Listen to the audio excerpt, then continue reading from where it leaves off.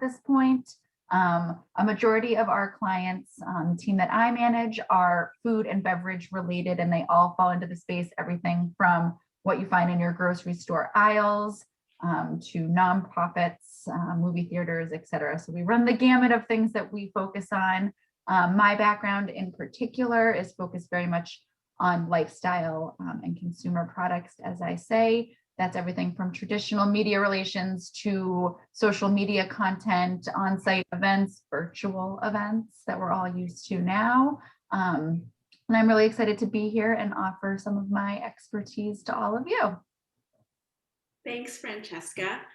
Rini, your turn, you're up. Yes, thank you, Maggie and Francesca and everyone. I'm really happy to be here. My name is Rini Gertner. I focus on marketing and brand strategy and all things related to content and messaging at Laz PR, which is a small boutique PR and marketing agency here in the Boston area.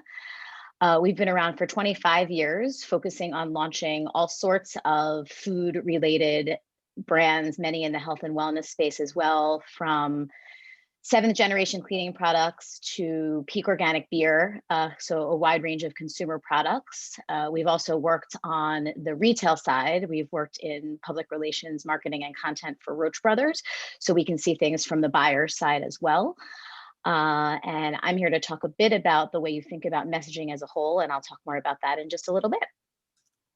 Awesome, thanks, Rini. Michael, all you. All right, well, thank you. And great to be here with Rini and Francesca, Maggie, Nicola, Elena, everyone from SBN. My name is Michael Cantor. My wife and I founded Cambridge Naturals retail store in 1974. We were 22, just turning 23, so it's been 46 plus years at this point. And we have gone through a number of incarnations, transformations. Our original name actually was Cambridge Health Foods. Then we became Cambridge Natural Foods. And then about 20 years ago, we became Cambridge Naturals.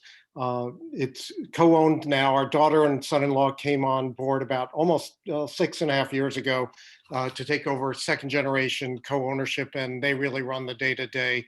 And my wife and I provide guidance and oversight and still pay attention to the trends and new products and the news. And I'm also heavily involved in a group called Independent Natural Foods Retailers Association. I was on the board until 2 years ago. That's a national group of natural foods retailers, and we're about probably 330 businesses with $1.5 billion, maybe a little more in dollars in business around the country. And I'm also a founding member of Cambridge Local First, promoting locally owned independent businesses. It'll be 16 years in July that we were founded. Wow, amazing. That's so cool. Okay, we're gonna get into our little talk, our little conversation. And I think the way we tried to frame this was each of us wanted to give you our advice on perfecting the pitch from our different angles. Francesca on branding, Rini on messaging, me on storytelling, and then Michael's going to give the buyer's perspective, really. But know that some of this stuff also overlaps, so it'll be interesting to see how our conversation flows. And we'd love to start with Francesca. I feel like branding is often the start of the conversation, right? So Francesca, if you wouldn't mind, please tell us, please share a little bit. Yes, absolutely. And I'll try very hard not to step on Rini's toes, because obviously messaging goes really along with everything. So I will do my best no to worries. too hard on that. No worries. If we work together here, I'm all for it. So yeah, however exactly. it goes. Yeah. So yes, branding is incredibly important. We all know that you're coming from a place of having an amazing product, whether it's completely differentiated on the market, or another lettuce or another salsa or something along those lines, that there's a lot of those out there. So it's really important that you can find a way to talk about yourself that sets you apart from the pack. And branding can start as little as a logo. It could be your packaging. It could be the story that you're telling on your website. It could be how you're connecting with your audiences at a farmer's market. It could be any of these things. So it's really important to come up with the elevator pitch that is going to set you apart from the crowd and make you really engaged and interesting for a consumer to purchase you, a retailer to want to pick you up, a buyer to pay attention to you when you give them a call on the phone or send them an email. So I've worked on a number of brands over the years, everything from, jewelry. A diamond is forever. I don't know if anyone's familiar with that brand, but it's, obviously a brand that had a deep story to tell, but they sold diamonds on branding. It had nothing to do with the product itself. It was about creating a reason for people to want to go to the store, to want to have this special connection with a stone that, is special, but is also, whatever. You could have an emerald or whatever else you wanted. But for them, it was all about branding. And literally that campaign lived on for decades on a tagline. So when you can come up with the right branding or tagline for your product, that could excel you to, the sky's the limit at that point if you can get people to connect with you in a way that makes you stand out. So it's really important that you just get into the minds of these consumers and retailers and figure out a way in which to do that. I think also what's really important is that once you've connected with a group and you have a following on social media and you're, having these opportunities to have people tell your story for you and connect with them in different ways, it's really important to use that to your advantage. A brand that I like to talk about a lot is Narragansett Beer. I'm sure some of you in the region are familiar with them, but they were a beer that's been around for 131 years at this point, and they were purchased back in the 70s by a big conglomerate, and all of a sudden the beer was terrible and it was trash and nobody liked it. And it tasted awful. They tell the story themselves. And when they were repurchased by a group down in Rhode Island and brought home again, they had this real uphill battle to climb of people just thought that they were dollar trash beer that nobody wanted to drink anymore, but they had brought back the original formula and there was a whole lot that they could do to tell that story. And they brought us in to really help them do that. And we had to help them reconnect with their local audiences and use the historic branding that they had and the logo and the opportunity to retell that story. And, it was a real battle. We're not going to lie about it, but we got the opportunity to bring them back to life and really resuscitate them through, different storytelling opportunities. And the media that we secured for them, they now use in their sales sheets. And so this goes back to the point of, if you have people positively talking about you in whatever medium that might be, use that to your advantage. Put it in your email to the buyer or the retailer, put it in your phone conversation, talk about what people are telling you about why they love you and why you're different and why they want to purchase you, and use that to help brand the products that you're talking about, because those positive associations will help go a long way. Like they use a quote from Fortune magazine about why their beer is the best now and why it's come back and why people should be drinking it as part of their sales kit. So think about ways that you can do that for yourself, whether that's just somebody makes a positive comment on your social channel that you run yourself or whatever it might be, because those positive associations can go a long way in helping you brand your business and really bring your story to life. And I think also use the channels that you can in ways. I think where a lot of people fall flat is there's not a consistent branding and messaging that you're putting out there. You have one thing on the website you put together 5 years ago, but your social channels say something different now. You maybe have a sales sheet that says something different. It's got old contact information or whatever it is on there. That's always the first thing we do when we take on a new client, is we go in and we audit everything out there about them to see where the consistency is. And that really is key. It could just be a typo here or something that might throw someone off and just say, this brand, they don't have their stuff together. So why would we bother with them? So just thinking about your branding in that way too. It's about the whole complete package. You want to make sure everything is consistent and works together for your messaging to your logo. You might have had a logo change over the years. A lot of brands have that. They start off and it's just, the name of the company, and then they come up with an image they want to associate with it. But then, along the lines, you're not having it all consistently through all of your materials and how you're talking about yourself. So really pulling it all together and making sure that it's all working as hard as possible for you, because we know you're working really, really hard to get yourself out there. and you need to make sure that it's all working for you and not working against you. So yeah, I think I've hit on most of my main points. And I'll have some more questions for you. Yeah. We do a follow-up, but let's start. Let's do this base level with everyone first. We're going to go over to Rini. Great. Well, there's no toes being stepped on here, and I'll actually just take a nice bridge from what Francesca is saying here. She's talking about testimonials, this sort of third-party endorsement, and I think there's a lot to say about that that's very relevant overall, but also extremely relevant in tomorrow's pitching.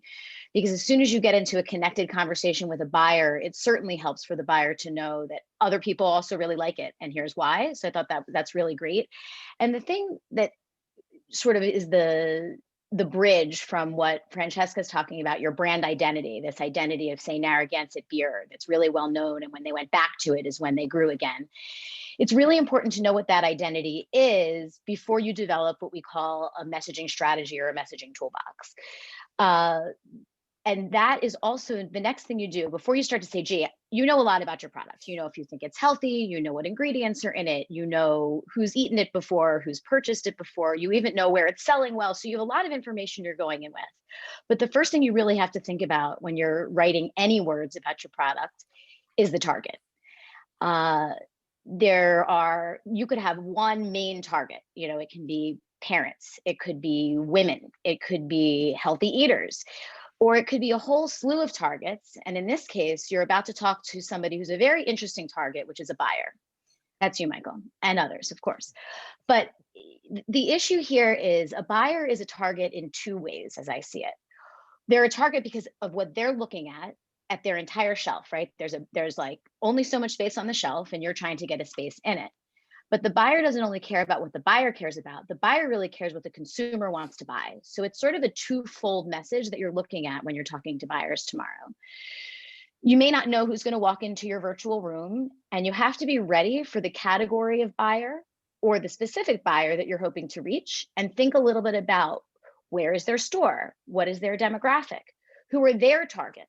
Because that's how you're going to be messaging to the buyer who's thinking about the targets to whom they're trying to sell. So you obviously overnight tonight are not coming up with every target you could possibly have and every possible buyer you could possibly talk to. You'll be up all night and you might not even get to what you're looking to do. So what you need to do is narrow.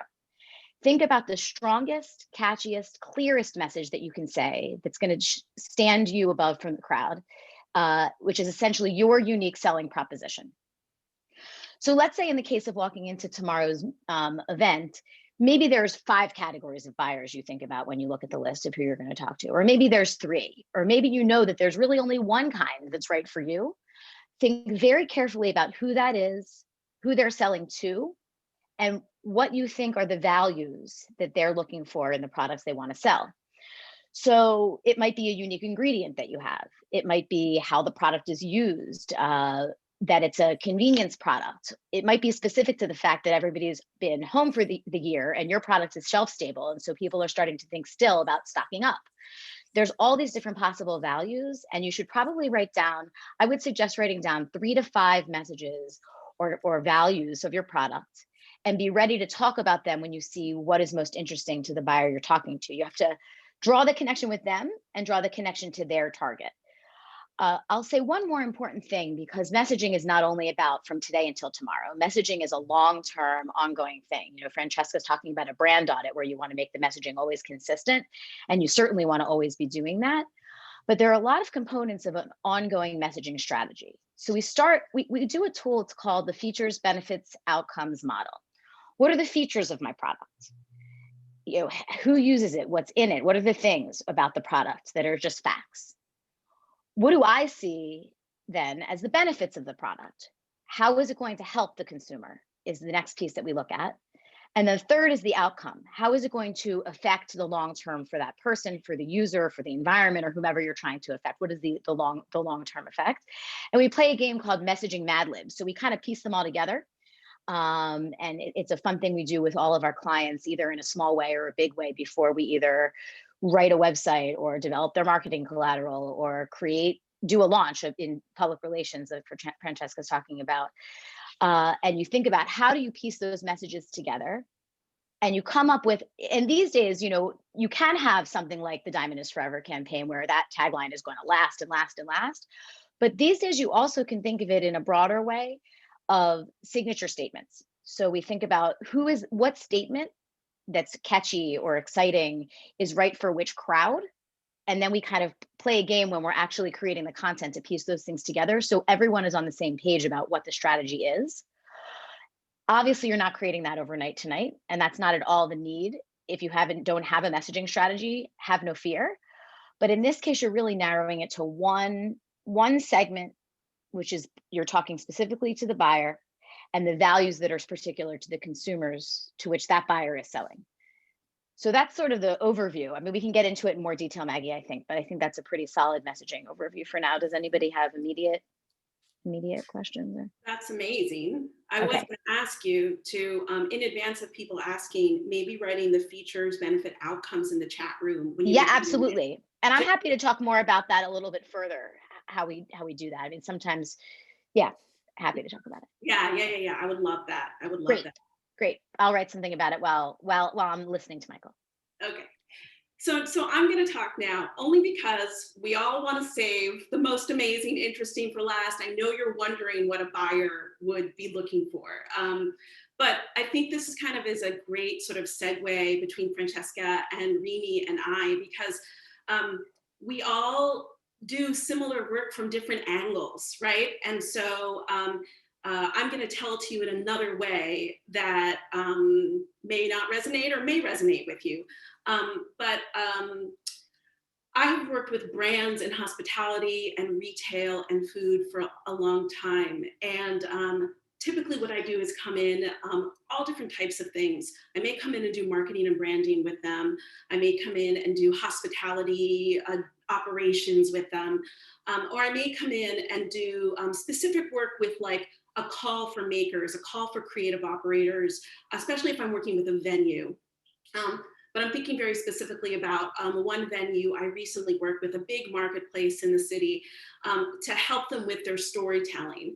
And when I'm working with them and I put together a storytelling process, I usually have kind of a layered process where we look at themes of different types of stories that need to be shared at different times of the year or when different products are being released. But for this purpose, for all of you, I kind of want to keep it very simple. I teach a course on storytelling, and I'm just going to tell you the things that I teach on a high level because it's, I think will help you for tomorrow, like to put together that 3-sentence or 4-sentence pitch for tomorrow in case, I'm sure many of you have it, but if you would like to massage it, here's what I would do. When I'm putting together a storytelling, a bit of a story, I usually look at 3 levels, and that is, I want to know what the key brand messages are. I want to know what my key messages are around my offering, and I want to include sort of an important, authentic story point or an authentic interest point that makes the pitch more memorable. So I'm going to take you through this and just give you an example, like using my business just to help you understand what I might do.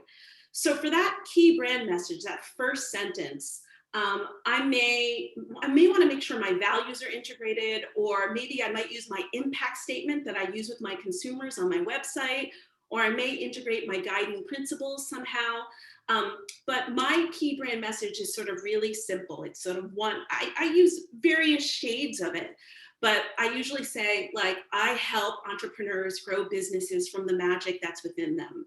Or I help entrepreneurs and makers grow businesses through a keen focus on their authenticity and well-being. So I would pick one sentence and get that together, whatever that is for you. And then I would add a second sentence onto that. And that second sentence is the key message around my offering. Like, what's my key offering?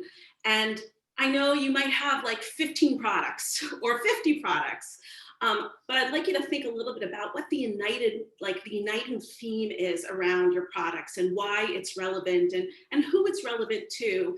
And like Rini said, tomorrow you're thinking about the relevancy of the buyer, but you're also thinking about their ultimate consumer.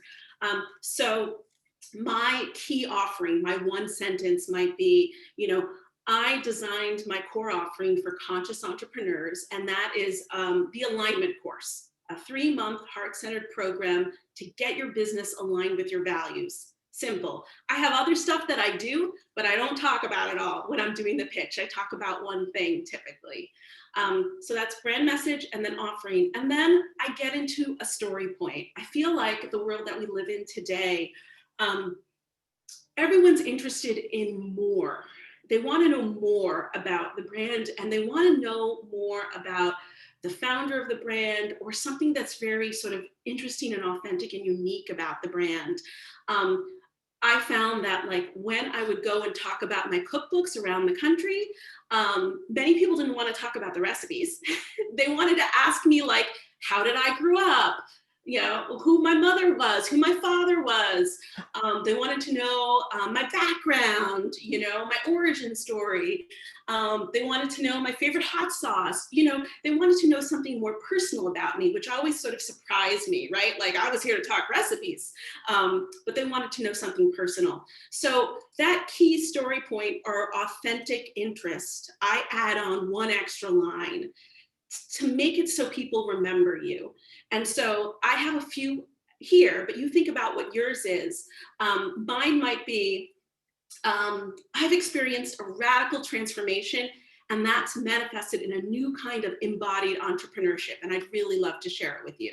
Or it might be, I've also written 2 cookbooks, and I believe that storytelling is a key to a thriving business, and it's part of my program.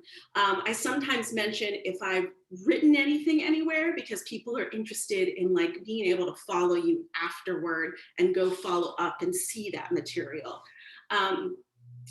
So that's, I wanted to give you really distinct advice to be like, how do I do this tomorrow? 3 sentences, key brand message, 1 line, key offering, 1 line, 2 lines, and then something that will leave a memory, something that'll be etched on the person's mind. When the buyer leaves that with you, they'll be like, oh yeah, that's the person that loves this, or that's the person that designed their business on hot sauces because they love doing X. It'll be something they remember, and then you can refer back to it when you're following up, or they can refer back to it easily. Hey, remember, I'm that person that blah, blah, blah, blah, blah. So I found that these three sort of target areas really get to some of the heart of a pitch, of a really quick, short pitch. And I wanted to make sure that I share that with you. So that's my story. I'm sticking to it. And we're going to get to the really, really good part and ask Michael to talk a little bit with us. Well, thank you. This is really awesome to follow all 3 of you, and I'm really thrilled to be here. I wasn't going to do this, but I just thought of it as you were all speaking. I don't know if anyone's familiar with matcha, which is a green tea from Japan. And we've been carrying it for years, but recently, the past several years, in particular the past year, we've had a huge sales increase. And we have many brands, and it does have caffeine, but it also has theanine, which is an amino acid that is somewhat a caffeine antagonist, not meaning that it takes away from the beneficial effects of caffeine, but it actually helps you focus and stay productive and mindful. And it's a pretty impressive product, somewhat of an acquired taste. And the last thing we needed in our store was another brand of matcha. And our shelves were full of matcha, and we're selling matcha like crazy.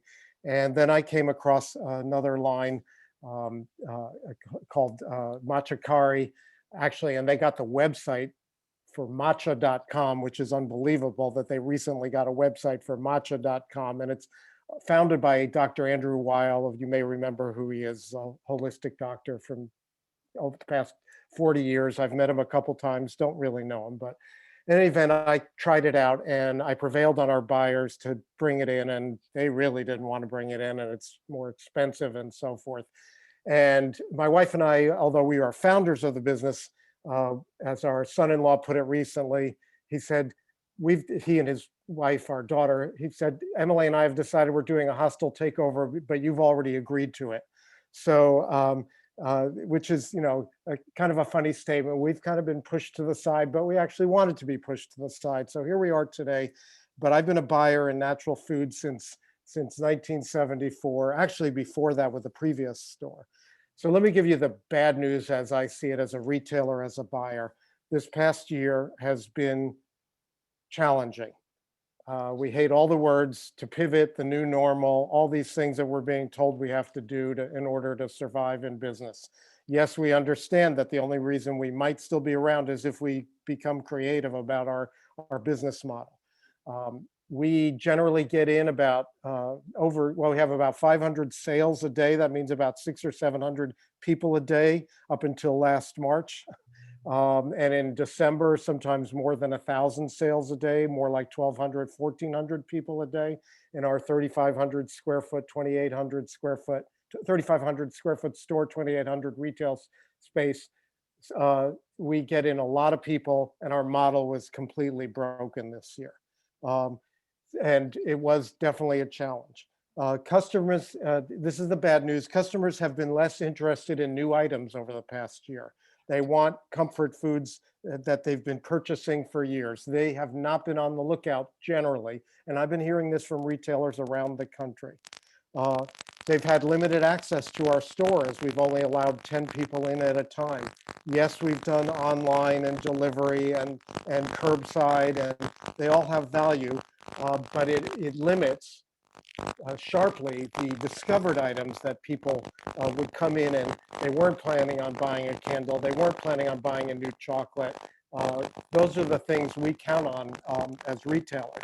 And this whole change in marketplace has really somewhat decimated that. We've come back in a good way, and I'll get to the good news. And finally, we don't really know what post-pandemic will be like. We don't really even know if we're going to fully be in a post-pandemic time. There are too many concerns.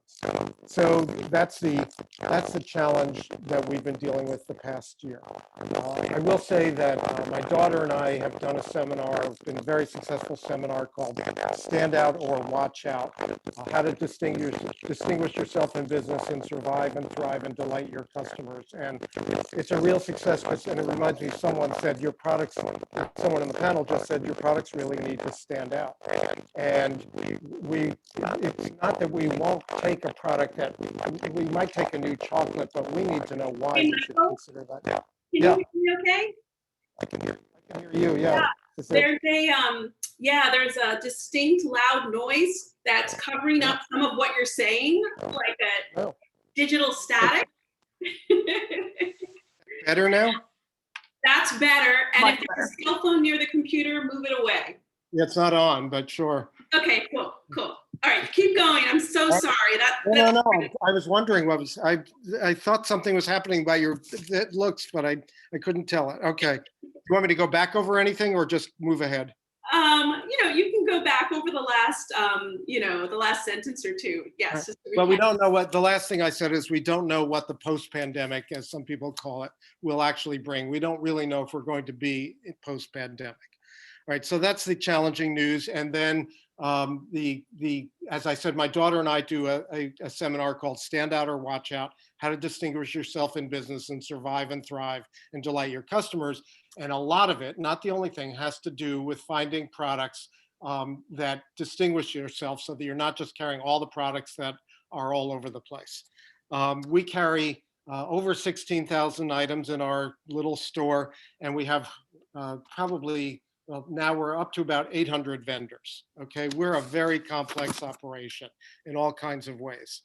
I heard a lot about story from the previous panelists, and that's us. That is us, our story and so forth, but it has to be credible.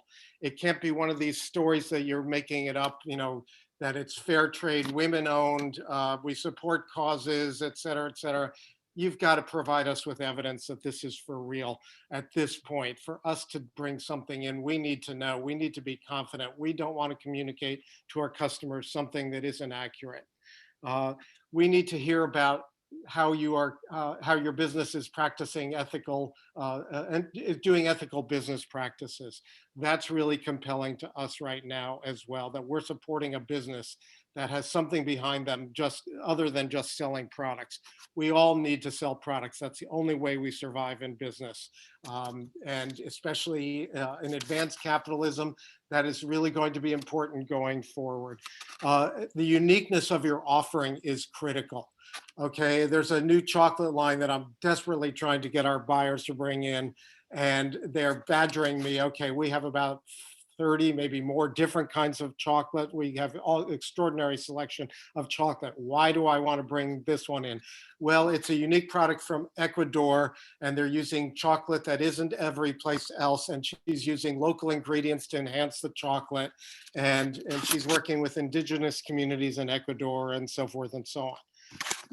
We still need to know whether the product is good, whether it's going to sell, whether it tastes good, is the price point okay, the packaging and so forth. Speaking of packaging, I go so far back in the natural foods industry that packaging in the early 70s and beyond was not that important.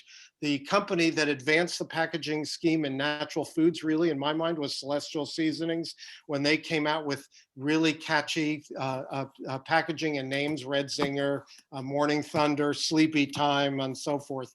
Those really captured a lot of attention. The irony of which is we don't carry Celestial Seasonings anymore because it's all over the place.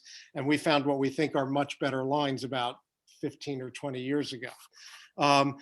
For us to bring in new products, we need samples. We need samples at least to buyers, and likely, if possible, to key staff. And if you can get it to even the rest of our staff, I mean, we're not a huge staff. We have about 30 people. That's even better. But we understand also the need to be careful with that. But staff trying out products is all and everything, and our ability to communicate the value and the benefits and the taste, if that's what it is, to our customers. We need to know what kind of marketing support you're likely to offer to us, what's available to us to help us promote the product, especially for a new product right now, to know that you're going to be doing advertising, that you'll help us with our newsletter if we want to put it out there. Their demos, I don't really even know what to say about demos these days because we stopped doing demos a year ago, pretty much a year ago today. We stopped doing demos with live food products, and maybe they'll come back, I'm not sure, but think about that as a possibility. They really attract customers, and there's sort of a residual benefit to demos. You don't always sell a lot of product at a demo, but you do create some interest in people's minds. And to be blunt, for a business like ours, to give people free product makes them like us better. So that enhances the whole image. An important issue over the past year, especially for us, is confidence that you can keep us supplied. If we bring in your product, we don't want to find out a month later that you've run out of stock, that you can't supply us for several weeks. That has been a source of tension this entire year. Out of stocks have been rampant. Customers want what they want when they want it. They've been a little more forgiving this year, just because they know we're all in turmoil, but they've also had that desire and that hunger when they want something, and then they walk in our store, especially if they've traveled from far away. They're not happy when we say, well, we're expecting to get it next week.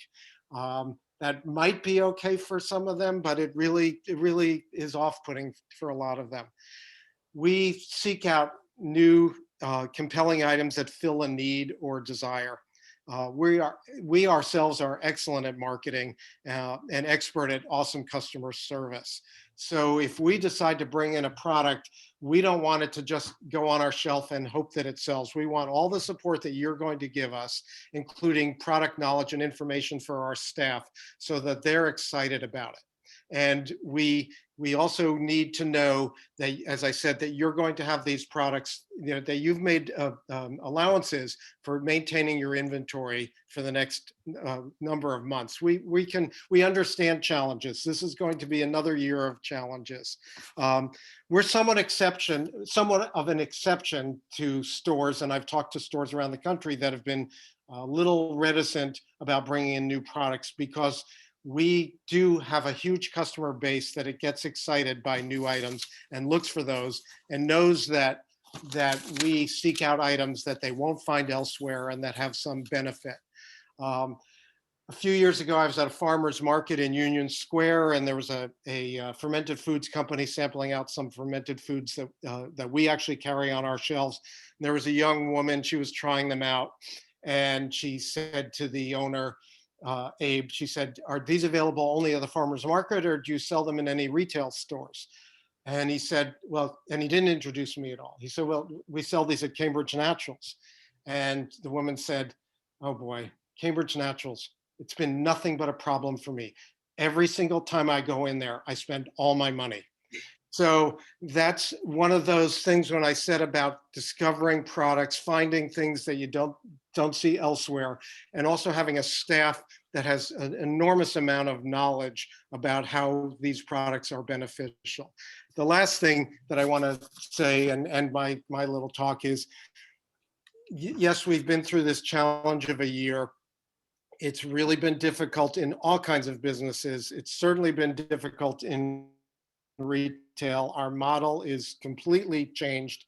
I don't know what that means going forward. We have great plans for going forward. We've been solicited lately by a lot of landlords and agents to try and open up elsewhere. But this may be, in fact, an incredible opportunity to bring forth new items that will intrigue and delight our customers. This actually may be the moment because people are hungry. There's a great deal, there's a well of hunger that I believe will come out. And especially now with the relief program, the financial relief program, people may be confident about spending their money, not so worried. And so we are looking at this as an opportunity for us to grow and show our customer here them for the long haul. Thank you. Michael, my goodness. Thank you so much. Your internet was going a little bit in and out, so I just wanted to mention that to you, Michael, as we go. I have a bunch of questions for you, but first, I want to ask everybody, if you have any questions, Sure. put them in the Q&A. We have a few questions there that I'll get to in a moment. I wanted to ask a couple of follow-ups of Rini and Francesca. Rini, for tomorrow, you gave some advice on sort of how to put together a stellar toolbox. For tomorrow, when they have no idea who's popping in to these booths with them, I'd like you to give a little bit of advice or perspective on how they can remain agile tomorrow in these sessions, and be ready to pick up the right message at the right time, the right technique at the right time. What is there something they should listen for, or how do you see that for tomorrow? Yeah, it's a great question. And I think I'll start by saying, with the positive attitude that Michael is providing, everyone should walk into the room with whatever buyer is walking into, I should say, walk into the room or invite the buyer into their virtual room, or however it goes, with a positive attitude, right? Because everybody's going to know if you're just panicked that you have to have this conversation, or if you just love your product and you're excited to sell it. And that's where authenticity comes in an interaction like this. Everyone's talking about authenticity, right? Michael said, "I don't want it just because you told me a story with all these bullet points of who you got certified by and who you're helping." Those things matter. And when we're doing stories of our clients in media or with influencers, like, these things matter, and the consumers care about them, and so do the buyers.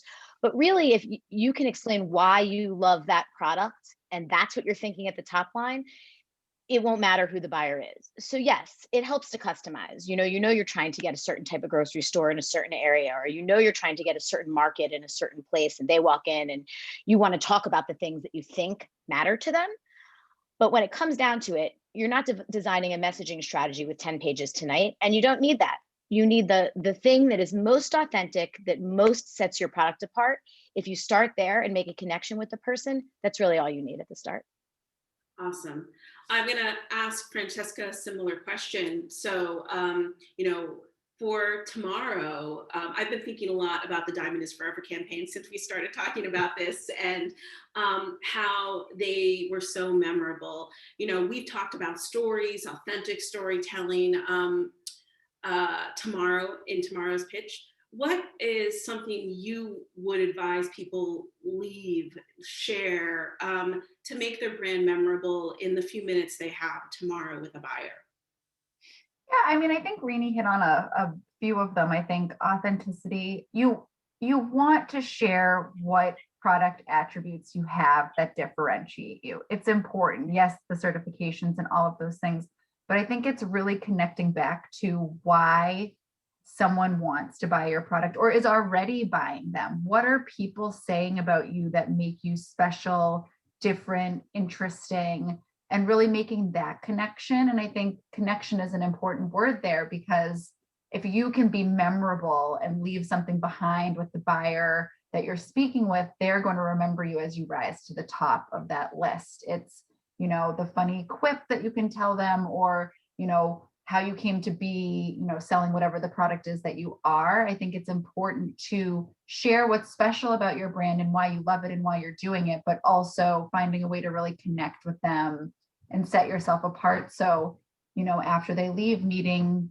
25 of the day or whatever it is that they're having, they remember you for, the story you told them about your grandmother, or, walking in to do your first sale or whatever it is that makes you special. I think that always helps, because a lot of the products are special and everyone thinks that they're better than the rest and all of that. So you have to find something else that differentiates you, because the likelihood that you're the one and only of whatever you're trying to sell to them is probably pretty small. But if they remember you and have that kind of laugh with you or touching moment or whatever it is, that's going to help you really sell yourself apart. So I'm going to ask Michael a similar question, different angle. Michael, I don't know if you're participating as a buyer, but if you were, okay, what are some of the keywords you're listening for, or some of the words you're listening for to avoid? Like, what are there words? Are there specific words that either trigger like, oh, wow, I'm going to wake up and be like, yes, that makes me more alive. I want to know more about this product. Or is there a keyword that's like, oh, no, I have to back away? Sure. Well, it's easier to do the former a little bit than the latter, maybe, but and in no particular order. And can you hear me? I assume you can hear. Okay. So we always look for, and I'm not speaking for every store, certainly, but we always look for products that are organic, USDA organic if possible. Biodynamic is a whole nother level of organic that we look for. Regenerative agriculture or regenerate. Here's my, I don't know if you can see this, but regenerate. Those are things that I and our staff and our customers are really hungry for right now. Certainly fair trade, women-owned, minority-owned, and something that can be communicated, as you say, in a few words that suggest this product stands out. That's the constant thing. You mentioned, I have a friend who has several big stores in Vermont, one in Burlington, one in I think Williston, I forgot where the third is, one in Saratoga, New York. And Vermont is really big on Vermont products. And so a few years ago, someone approached her with a new salsa. And the woman said, the vendor said, I have this new salsa and it's made with all Vermont ingredients. And my friend Katie said, well, we have 8 others that are all made with all Vermont ingredients. And the vendor was a little surprised why Katie wouldn't bring this in, wouldn't so readily bring it. It's Vermont, we need to know that the taste is also good. We need to know that the messaging is compelling and with what you're doing. So hopefully that answers the question. It does. And I have a few other questions, but I'm looking at the Q&A now, and there are a couple of questions that sort of touch on some things that I want to talk about. This question was for Michael, but I think actually, no offense to Michael, Michael's amazing. I think any of you could provide insight into this. So please, all of you jump in. As a new product on the shelf without the ability to demo in person, could you provide some background on the best way to promote the product with end consumers? So Michael had mentioned marketing support, and this person who asked presumed targeted Facebook ads and newsletter content. and what else would you recommend? And you know, my first thought when I saw this question was, I hope you have a relationship directly with your consumer. Mhm. And I would be talking directly to your consumer on a regular basis. And typically I do that through email. Yes, social media is amazing and I use that too. But I think being able to get into your consumer's inbox with key messages and insight on a regular basis and stories about how the product's being developed is really important and will help Michael in selling the product. But Francesca, Rini, Michael, what would you say to that? I'll jump in. Yeah, I would say definitely whatever marketing tools you have, be that direct email, be it targeted ads, great. And, you know, if you haven't jumped into the world of social advertising, it's affordable. You can spend as little as $10 to market something. So don't be scared by it. Jump into it. This is the perfect time during COVID to test that out and really see what works for you. But I would also say from a social media, influencers can very much be your friends at this point. If you have a product that's able to be easily shipped, I would say sample as much as you can. Get it in the hands of people, get them trying it, get them talking about it for you. So reaching out to a few people with, you know, a couple thousand followers or more, depending on, you know, who you feel comfortable reaching out to, is really a powerful way to get, you know, that third party person out there talking about you. And a lot of people are very willing to accept samples. And if they like it, they'll share with their audiences. So beyond your existing consumer base, I would say social can be your friend in that manner. Yeah, we're finding that when you try to reach out to media and influencers these days, you need to get them one by one. You can't obviously just mail things to people's offices right now. Almost everyone is at home. So, you know, it's that, like Francesca is saying, it's even that Instagram message to them, like, can I mail you something? Will you send me the address? I mean, there's definitely logistics associated with it, but it really is worth it to get your product in people's physical hands. The other thing I would add to that whole conversation is content really is king. You know, when you're finished with the short pithy messages and you've got that down and you're talking to the buyer and you've got your messages in the email, all of that is great. And I agree with all of that. People are consuming content at a ridiculously high rate right now. I mean, we wrote one post for a client about how to make a ribeye and it was like gangbusters. I mean, people are home doing things every day that they are Googling how to do. And yes, they were doing that before, but they're just doing it more. And I would suggest that that's a likely change to continue. Sure, we're all going to go out more when the weather is nicer. People are going to go out more when they're vaccinated. There's no question about it. But people also have said in lots of studies that they are going to incorporate home cooked food and home office experience into their life. And to the extent that your product offers someone new guidance on how to go about using that, write something, get help writing things and post them, because people are here and they're reading it for real. Michael, I want you to chime in because I'm curious as to like what is the one thing they could be doing to support you in selling their product? Well, the one obvious thing is to get it into the hands of our buyers, and so that they're trying it, and again with the story behind it, and to follow up gently with what they would do to help support us to sell the product. There's really not one thing. There's one compelling thing, and that is that if you do need to convince us that this product is something that we have a chance of selling.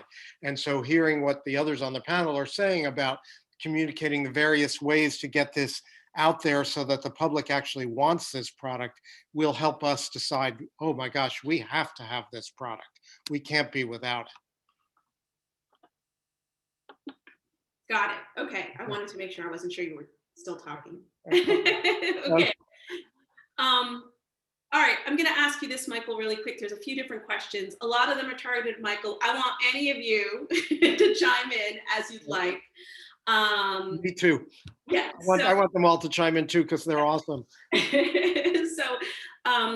Someone wrote, I sell some of our products through an online marketing service, which offers a year of free shipping and some free products to new buyers. Should they be offering that in this show? Should they be mentioning that tomorrow? I'm a little confused by, should they be mentioning that they're already out there marketing and selling their products to customers on? Or should they be with offers a year of free shipping and some free products to new buyers? Should I offer that in this show? Does it mean a buyer like a Michael type buyer, or any purchaser, such as myself if I was the buyer? Okay, Silhouette Maple, I'm going to ask you to provide some clarity in the chat room, if you could, so that we can make sure we answer this question for you. I think what it might be tending towards, and I'm not sure, is so products are being sold in all kinds of different methods online and so forth. And years ago we might have been upset to find out that we were competing with our vendors who were selling it online or in other ways. That's a little less important right now, as long as they can provide us with the backing and support to get it through our store. So if that's part of the question, and we need to also be able to compete on price, not just on product availability. Yeah, Silhouette followed up and said, Michael, we have a great product that is common, and they want to persuade you to change to theirs. And so I think they're looking for what the perks are. Like, what could they say that would, It could vary. Anything from the product quality to the packaging, to the pricing, to the marketing support, to the samples that they'll give us, to the maybe future demos down the road if we're able to do those again. Those would be the keys to make it compelling for us to either bring something new in. I mean, let me put it this way. If we don't want a new product, we can actually credibly say we don't have room on our shelves. If we want a new product, if we really want a new product, because of who we are as a business, we're not cookie cutter. We can decide on a dime, we're going to bring that product in, and we're going to find space on our shelves come hell or high water if we want that product. So it's their job to make it so compelling that we're going to move everything over to get their products on our shelves. So let's talk for a second. Someone asked about, John asked about sales volumes. And as we talk tomorrow to buyers about sales volumes, what are buyers' expectations for a new product? Have any of you heard in terms of number of cases per week, per month? What might be considered a hit? What's considered a miss? Is there any guidance Michael or anyone else can give on that? Well, as a retailer, especially in the pandemic moment, we've really kind of pleaded with our vendors to cut their minimums. We also understand the challenges that the vendors have to we want our vendors to make money. I mean, this is a partnership. We respect our vendors, our truck drivers, et cetera, et cetera. So it's important that they make money, just as it's important that we make money. But we've been in a bind in terms of like, how much of this product can we bring in? How much space do we have? How fast are we going to sell this product that we're going to want to keep enough of it in the back room? So, I mean, I guess, as a retailer, the lower the minimums, the better. But you need to figure out, we don't want you to do that and not actually make money doing what you're doing, because that's not sustainable. And since we're with the Sustainable Business Network of Massachusetts, the goal here is to be sustainable. That's right. Got it. So let's talk about introducing a new product. So tomorrow, maybe someone's going in with buyers. Judy asked any suggestions on how to introduce a new product, and hers happens to be vegan, in a group of existing dairy products. Who wants to get in on that? I don't mind jumping in on that one. We have several current and former and ongoing plant-based clients that are walking into the dairy, into crowded markets of plant-based, not really just into dairy. And I would say that the key there goes back to some of the things we've all been saying already, which is about the way in which your version of the non-dairy stands out. Is it as good in the way that it tastes? Is there a community where that buyer is located that needs that product? you have to think about words like plant-based versus words like vegan versus words like dairy-free. I mean, we do this all the time with clients, like which one should I use first and which one should be on the front of the package? I mean, it's a game in some sense to really understand who it is that wants your thing the most and what you can say about it. And when you think about a crowded shelf of not just, I don't know what your non-dairy product or your vegan product is, but if you think about a crowded shelf of the non-dairy version of what that is, unless it's the first non-dairy version of its kind, you have to also think about what sets that brand apart in terms of, is it fun? Is it engaging? Is it more for younger people or older people? What is it that's going to make it a brighter color or stand out among the other vegan varieties, not only against the dairy ones? Anyway, that's my first thought, just because we're dealing with a lot of plant-based clients right now. Yeah, we have a few as well. And I think just to add to that, I think everything Rini said is definitely true. I think what you can think about is also packaging to help you stand out. We worked with Plant Snacks, which is a plant-based cassava chip, so vegan, all of those things. And they went with white, like matte white packaging, because they did an audit of all of the other packaging of chips in that category, and they all just looked like regular tortilla chips. And it was, green packaging and other things. And they knew that when they were on the shelves that would help them stand out from the crowd. So I think there's things in that way that you can do to consider where you can most stand out on the shelves. And also from a kind of big box retailer, if you're looking at those, also where you sell can be important. We worked with Pretzel Crisps for a number of years, and they sold themselves in the deli aisle because they knew that was a way that they were going to be able to stand out from the other chip crowd. So I think that goes back to Rini's point of, maybe you could find yourself in a different aisle so that you're not competing so directly with all of the other, dairy options or non-dairy or plant-based or whatever it is. So any way that you can kind of squeeze yourself in somewhere else so the consumer notices you more is always a really great way to set yourself apart from the crowd as well. Yeah, I think both of those comments are brilliant. And I'd say that communicating to the store that you're selling to, especially if it's a store bigger than ours, the potential of putting it in a different aisle than they might otherwise think of, kind of adds something. It enhances the possibility that it will stand out. The only other thing I would add is that to not be hostile to the buyers in the dairy section for carrying dairy products. We've had some vendors who've put down some of our other products that we carry, and we're not a vegan store, but we carry a lot of vegan products, and we're happy to do that. And we have a lot of vegans on our staff, but not all of our customers, I'm sure not a majority of our customers are vegans. So we're kind of a mixture, and to be respectful of that mixture, I think is helpful. I'll say one more thing that I think helps stand out when you're in a crowded field, and it's also a subset of a crowded field, as you're saying. It also is that story again, right? It's back to what is it sourced a certain way? Is it made a certain place? Is it a story of you personally and why you thought this vegan version was going to change the world in some way? So sometimes that point of sale information for people, either because you have very educated people in your store like Michael does, or because you've educated, you're providing the retailer with that point of sale information to allow people to have information, whether it's online sales, which we know is happening a lot more right now, or in person. Yeah, I wanted to just follow up on that, Rini. As part of sort of like putting together your brand messaging and figuring out how to communicate what your product's about, often people incorporate a small sort of competitive analysis in there to look at how everybody else is communicating what they're doing. And I'm sure we could spend a whole hour and a half talking about that. However, I'd like to say, I don't encourage people to be looking at the competition all the time, like stay on your path, keep focused, but there are great times during the process to kind of pop out and put your product up against all the rest, see what words everybody used, see the ingredients, see what they're saying, take some lessons from that, and then go back into your process and your flow and work.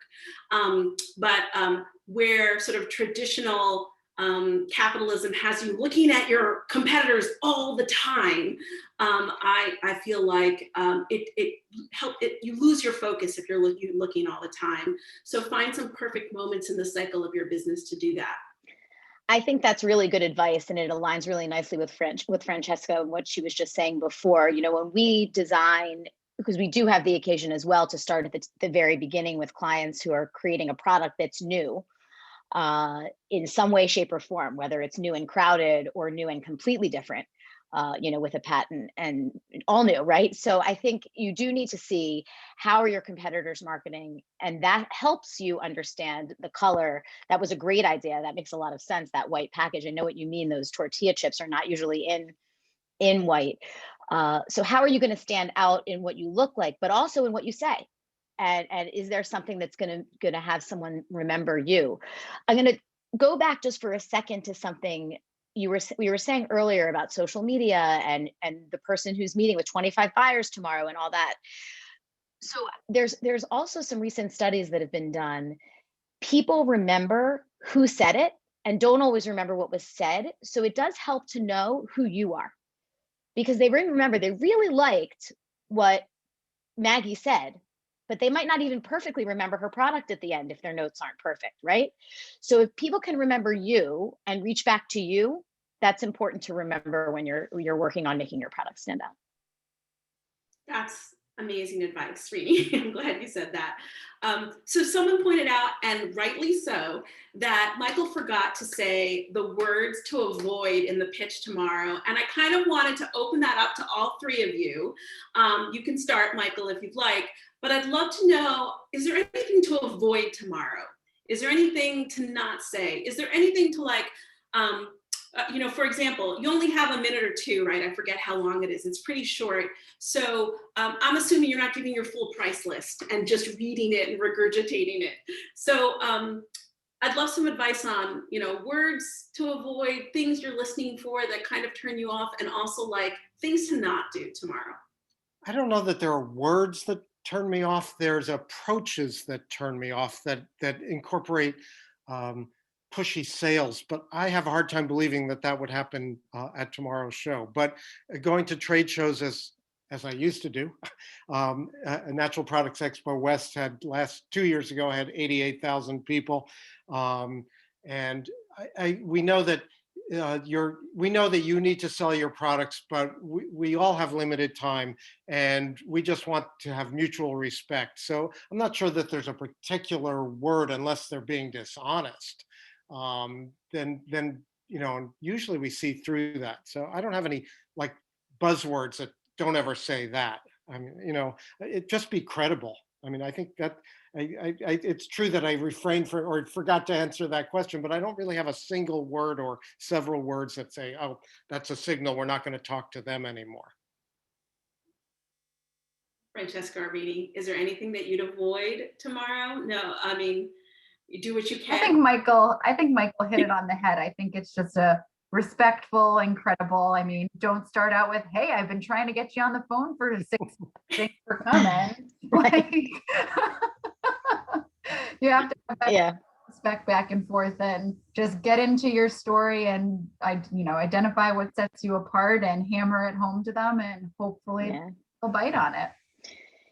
So, I would say be yourself. Oh, sorry. Go ahead, Michael. No, the only thing I would add, which is something I didn't say before, and it relates to this discussion or tomorrow's show, is local. I mean, you know, you asked me for buzzwords. Well, locally produced is a huge buzzword.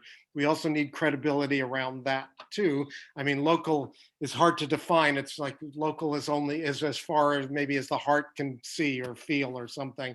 But the more you can promote yourself as a locally owned independent business, or that your products are produced locally, or that you use local ingredients, the more likely a store like ours and many others, we're all looking for those products. Sorry, Rini, if I interrupted you. Not at all. I would just say, just be yourself. And that was funny, you know, Francesca, about 6 months. I mean, the reality right now is everyone's missed emails for the past 6 months. Either they're staring at it and they're responding constantly, or they're so overwhelmed they don't know what to do with themselves and they haven't responded to you. So you can remind them that maybe you interacted before, but yes, I would be delicate about that as well. Okay, I have a couple questions that are sort of entangled with each other. And that is, let's say tomorrow during that session, I don't know how buyers are tomorrow. I don't know if buyers will say no immediately. I'm not looking for that. But in general, someone may face that tomorrow, so how do they face the no thanks, not now, in the session, and then like get to the next pitch, right? Because you just got to keep going.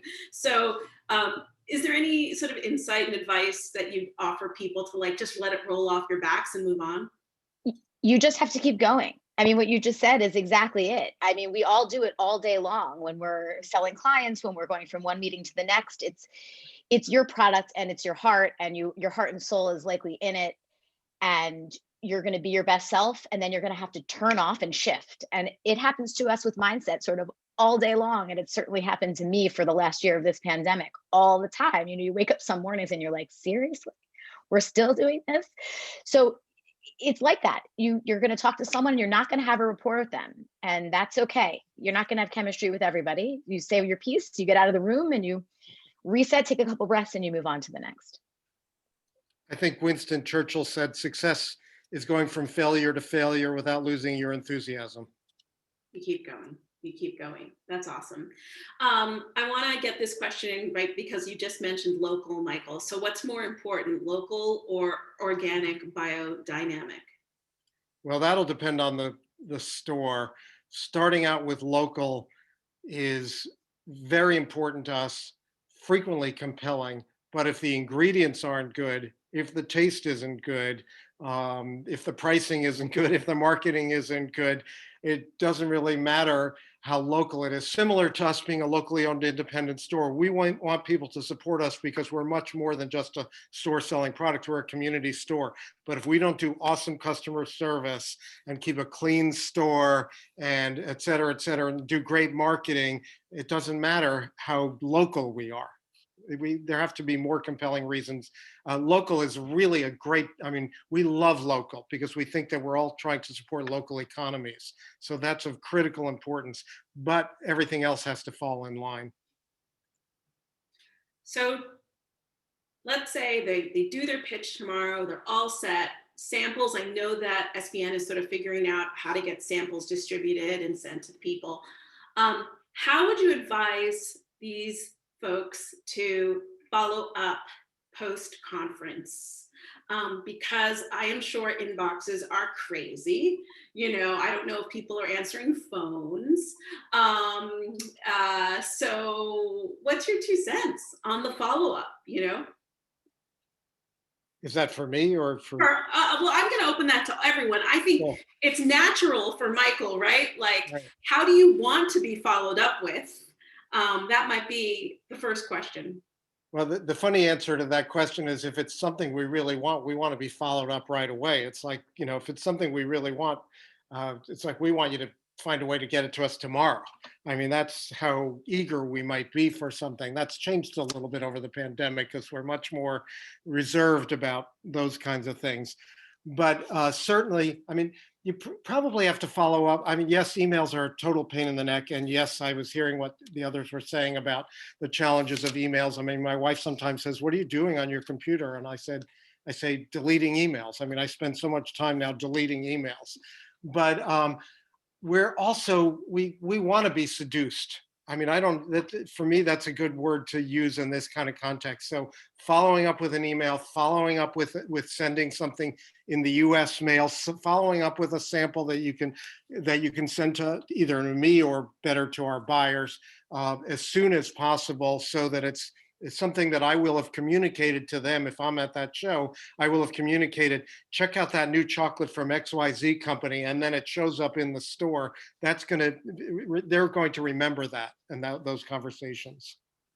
I will say in the follow-up, whatever it is, I try to at least touch on some of the words or messages that I would have used in the pitch to kind of like ping people. I know Reedy said people will remember you and maybe not your message, but I try to kind of like say, okay, these are the 3 things I said. I kept saying local. Michael says local is important. So when I follow up, I'm going to say, remember, I have the local, the Uber local, down the street local, and try to emphasize those things in the follow-up.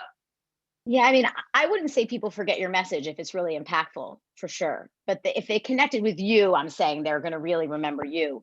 I would say in terms of follow-up, we think about being um, passionate and persistent without being a pain. So and that's really how I think about it. You know, you have to be smart about it without being the one that says, "Hey, me again," right? Because at some point, people just don't want to deal with you because you're the me again, right? So follow up on what the connection was, follow up on what you're offering, provide whatever they asked for, I would say, and continue to hope for the best, really. Yeah, I like that. I'm going to ask this question because I think a lot of people, there are still a couple questions specifically for Michael. And so, and I'm going to ask this because you're going to be asked this a bunch of times. Michael, would you encourage folks to approach your buyers right now? How and whom should they contact of Cambridge Naturals if that is something you want right now? Wow. Well, I mean, they can contact me, Michael at cambridgenaturals.com, but so that's Michael at cambridgenaturals.com. I would immediately pass it on to the buyers, and you can go to our website. We have actually a partnering a link on our website for how to approach our store with new products. And you fill out the whole form, tell us pretty much everything I said today about what you are going to do, why we should bring your product in, what's compelling about it, and what you're going to do to help us sell the product, and how we can, again, the word that we treasure is partnering. We look at this as something that we are doing together, and we want to find brands that we are seen as part of one story, to be blunt, to create a better society and a better world. So whatever you can do on our partnering form, it will get through to the right buyers. Where you're going to run into a challenge is they're being bombarded. And that's, and they're overwhelmed. I mean, it's, everything in this pandemic has made life that much more challenging, even for me. I'm the owner, and my daughter says, don't approach, I won't even say his name, don't approach, we'll just say the initial Z, don't approach Z this week, give him till next week. He is overwhelmed this week. So I had to do that with that matcha. I had to do that with this Ecuadorian chocolate, is be very patient. I'm still trying to get them to bring in the chocolate, and I think it's awesome chocolate. So I wanted to ask just a couple logistical questions before we leave around the pitch tomorrow. Someone did ask, like, when you're talking to people in the room, do you just keep going when a new person walks in? Do you stop and you start over? And I'm not sure, Nicola, if you could answer that. And I think that's tied to also, like, people are curious about how we approach the concept of samples. Should we ask the buyer if they want them? Will there be a list of interested buyers who would like samples distributed? I think it's worthwhile to spend a few minutes letting SBN answer that. I'll let Elena. Go ahead, Elena. So in terms of samples, so all of the food buyers at this point have been given a list of all of you and all of your wonderful businesses. And if you have indicated that you would like to be part of the sample matching, we have put a check mark next to your business name where they can check off if they would like samples as they go. They can also take notes about you just for their own personal, notes as they go. And then after they have filled out all of that and they have participated in the trade show, talk to all of you, they are going to be sending back that PDF to us, and we will look through and approach any of you who have they have requested samples from, and we will be letting you know X food buyer, Y food buyer would like samples from you. Here are their addresses, and we will be sending that in an email afterwards to you. So that's really to streamline the process and to make it not so much that every time that the food buyers are coming into a different booth, you have to negotiate and figure out the logistics of samples. This makes it easy. If they're interested in samples, say, just look on that form that we gave them and check off the box. And that should help, I think, in the process of just making everything a little bit more smooth and easy. And you can see if you are signed up for samples on the vendor tracker, and that's the first page of the vendor tracker, and I'll send that around to everyone again. How I am confused about how I would get samples to a buyer. So in terms of Lisa, so say that buyer X would like to, has marked off on their box, they've talked to you, they have a PDF, they're going to mark off on their box, I would like samples from Lisa. We are going to approach you with an email and say, this food buyer with X food buyer would like samples from you. Here is their address, and we would be giving you that information, and you can send whatever samples you would like to those food buyers. Let me ask a follow-up, Elena, that it might be for you as well. So when people are in the actual room talking, when a new person comes in, do they start over or do they just keep going? Yeah, I mean, I think start over. yeah, I think that you might want to just kind of like take a pause and kind of like introduce yourself to who joined the room. Maybe you can fill them in on what they're what you're talking about in your conversation that you're currently having, and just kind of pick it up from there. So I think you can kind of treat that anyway as you would at a physical trade show where a food buyer comes up and then another food buyer comes up. Treat it like the same way, just in a virtual format. Okay. There are a couple of conference related questions that I'm going to let you follow up with after that I'm getting in the Q&A, because, you know, we have a few minutes left, and what I'd love to do is get like a sentence or two of like last minute advice as they're going in tomorrow. Words of wisdom, advice, tips, anything you feel like you want to share for tomorrow. And I'm happy for whoever wants to go first. Sure, I'll go. I would say be authentic, be yourself, try to make those connections with folks, and just have fun with it, because I think it's going to be confusing. People might be jumping into the rooms and jumping out and all of that, but just, you know, be yourself and sell the products that you love, because if you love them, you'll probably get the people you're trying to sell to love them too. I think I would follow up with that, Francesca, like on the, you know, if you love the product, it will come through. I think find joy tomorrow in the process, because if you're finding joy in that process, it will shine on your face. Like, they will see that first. They will see the glow. They will see how enthusiastic and excited you are. So enjoy it, like enjoy that process. Yeah, I think that's great advice. I would also, from both of you, I would also say there's a lot of buyers coming this time. You know, sometimes they can't make it all the way to Boston where the conference is. And instead of thinking about the virtual format as a negative, I would walk in thinking about the fact that you walked into this virtual format as an opportunity to meet some people you may never have met. And you never know. I always say you never know which is the $1 million moment, and you really don't. And it's possible that the right buyer for you or the right connection for some other purpose is walking into your room. So you bring those that same authenticity and joy into the room, and everybody's a possibility. So walk in thinking about the possibilities. I would echo that. It's important to be thankful that we can actually do this, and that it can actually work.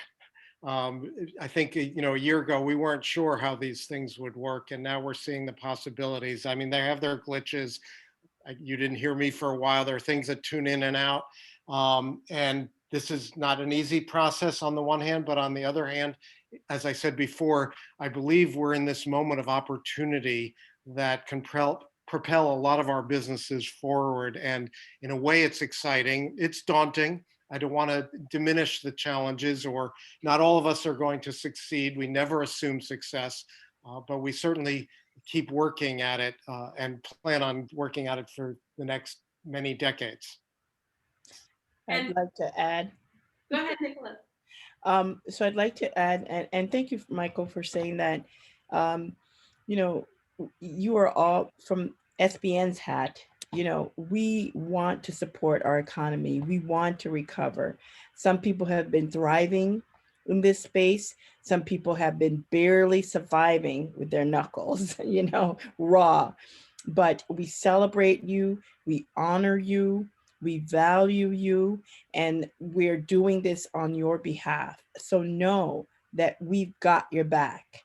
And that's really important for me to share on behalf of Sustainable Business Network. We do this because we care, we're passionate about it.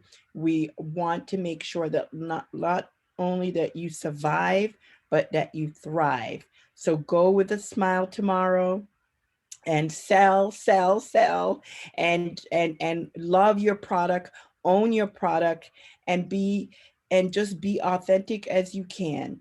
And make sure you know that, guess what? Your peers are also your potential customers too tomorrow. Lean on your peers. There might be buyers or network or collaborate. So not only seek the 100 buyers that are coming in, but amongst yourselves, you can continue to buy and support and trade with each other. This is awesome. What amazing advice from everybody. Thank you all for joining this. I wanted to thank the panelists. This was super fun, actually. This process was really, really fun, and I hope you all had fun too.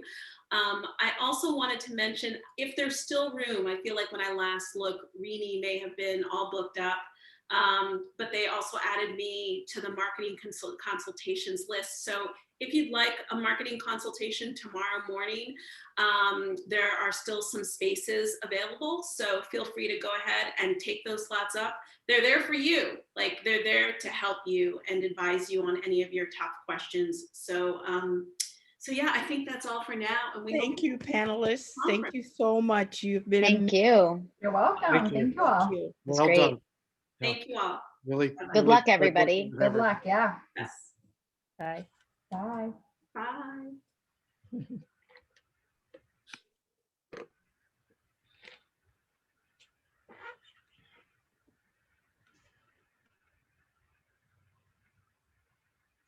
That was just us. Thank you, Maggie. Great job. Bye-bye. Good. I think it went well. So Yes. bye, everybody.